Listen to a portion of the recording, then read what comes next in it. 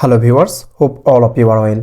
In today's video, I will solve a problem with the scanner of an HP multifunctional printer. The scanner problem of the printer is scanner is not selected or not connected, or it is busy with another scan job. If it is warming up, you should wait for the connection status for a while. This is the problem. All the option is blurred, that's why the scan will not work. So we will fix it easily and perfectly. For that, we will click three dot from here, you see, and here you see there is no option, there is no scanner or printer. In this situation, we will click add and you will see all scanner and printer. We will give check mark and click add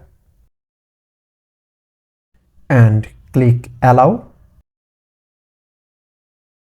Here you see all the option is working now. We can click any one of these, quick scan and advanced scan. Everything is working, and if you want to scan, just select, it will work. So thank you so much for watching this video. If you have benefited from this video, please don't forget to subscribe this channel. Your subscription inspires us to make new videos. Thank you.